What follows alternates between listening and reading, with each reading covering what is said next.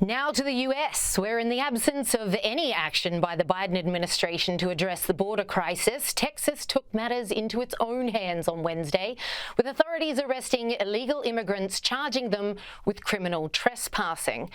This is significant. These were the first arrests of illegal aliens since the state took control of their part of the border with Mexico last week, given federal officials were letting anyone and everyone through. Texas is now in a fierce standoff with the Biden administration, blocking the US Border Patrol's access to Eagle Pass. But what other options did they have as 4,000 undocumented immigrants a day flood into the US? Ami Horowitz is an American filmmaker and joins me now. Ami, is Texas the envy of every other American state right now, especially those cities who haven't a border to guard? It was back in September, the mayor of New York City, Eric Adams, was pleading for federal intervention, saying that then 110,000 illegals already in New York would destroy it. He's not alone in this sentiment. We've heard similar elsewhere as states are struggling to accommodate busloads spilling into their respective cities. Yeah, it's incredible to me to watch Eric Adams freak out about 100,000 people coming to the city when these border states, Liz, are dealing with millions of them coming through, right? We're talking about massive, massive numbers more than what we're dealing with in New York. And I live in New York, right? It is not great for us here, but imagine what it's like for the border communities living there. Look, it's incredible for me to see one of the great political malpractice we have seen in our lifetime. For this administration to essentially ignore the issue when it is one of the most important issues facing his reelection campaign, right? One of the most important issues, and he's polling at 70% disapproval. Obviously, right? It's obvious this is a complete fail at the border. But Liz, if you listen to the Democratic spinmeisters, if you listen to Kamala Harris, who's recently on The View, there is no problem at the border. There is no crisis. And if there was, she's blaming Republicans, right? They're still pushing. They just had a Democratic spinmeister on Fox News literally still go on with the kids in cages during the Trump administration. That's literally the line that they're going for. That dog ain't gonna hunt. Americans, anyone who's in the center, anyone who is even center left, understand this issue is at a crisis level, and they understand this administration is doing nothing to solve it. And they just have to look at Europe. Immigration has been a major driver of electing the people on the right in Finland and in France and in Italy and in the Netherlands. They've seen governments topple over this issue. This is just as big an issue here in the U.S., and they're doing nothing to stop it. Absolutely. In fact, you could say they're not only ignoring it, Ami, they are facilitating it. That's what's really going on here. We know that they know what is going on. They're just refusing to do anything about it, and Americans are sick of it. The silver lining, of course, is this is a gift that keeps on giving if you're on the Trump campaign, if you're on Team Trump. This is something that he can ride all the way to the White House, isn't it?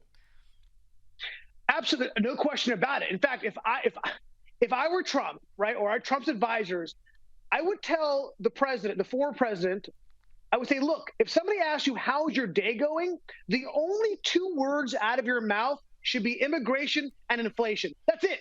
Hey, Trump, tell me what's your day like today? Immigration, inflation. But you bring up a very interesting point, right? You bring up the point about they really do know it's a crisis. They do understand that people are flooding across and they're doing nothing. And the question becomes, Liz, why? Why would they do that? And the answer is not super complicated. They have made one of the great political miscalculations, I think, maybe in history. Now, they thought that what they call their words, not mine, the browning of America, right, which says we'll bring in all these illegals to this country. They will change the demographics of the United States, and therefore we will have a stable Democratic supermajority for decades because they're all going to vote Democrat. But guess what happened on the way there? We start to find out that guess what?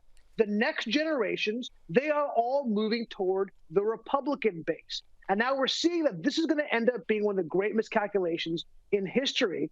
Absolutely. It's invasion by design, and we all know who's responsible. 4 million. And that's just the ones we know about just over Biden's term. It's absolutely incredible now. Let's talk about the WEF for a little bit here. They've had their annual powwow in Davos this week, and Argentina's President Javier Milei addressed the elites there in Davos to warn them that the Western world is in danger. Have a listen. The main leaders of the Western world have abandoned the model of freedom for different versions of what we call collectivism. We're here to tell you that collectivist experiments are never the solution to the problems that afflict the citizens of the world. Rather, they are the root cause. This 23-minute speech from Milei was absolutely marvellous. He knew that everything that he was saying, was in fact directed at them, but he said it without saying it. Oh, Milei, he is my spirit animal. I love this dude. I love that he spoke truth to power. Look, I got to be honest, and this is where I may separate from some of my Republican friends. I am not anti-elitist. I don't like that we've become an anti-elitist nation and even an anti-elitist world. I don't like that. And in fact, we see it from both the hard right and the hard left using the same anti-elitist language. I don't like that. I think that the wealthy and the powerful, they are truly a driver of economic growth. We've seen that for centuries, right? I don't like to be crapping all over them, but they're doing it to themselves. When you look at the World Economic Forum, right, the whiff, as you say, as they truly do whiff on these things. They all come together in Davos, one of the most expensive places on planet Earth. They fly on their private jets as they continue to whine about global warming. But what they continue to do is use the language of the left because they are scared that the left will eat them. And they as long as they continue to use words like stakeholder over shareholder, that is to say, people who are peripherally involved in a company, maybe they use their products over the people who have skin in the game, people who've invested in the company, who own the company, as they continue to prioritize stakeholder over shareholder, as they continue to prioritize equity over equality. That is to say that the outcome is more important than the opportunity. As they continue to use that language, they are destroying themselves. They're taking themselves, and by extension us, down the road of ruination. So yeah, I'm not anti-elitist, but they are making it very hard for me not to criticize them because what they're doing is insane. Absolutely. And this was 1 year at Davos where they got a bit of pushback from it, from people that they gave their platform to. It was absolutely splendid. Ami Horowitz, thank you so much for your time. I know it's late there where you are. Thanks for staying up for us. Always a pleasure.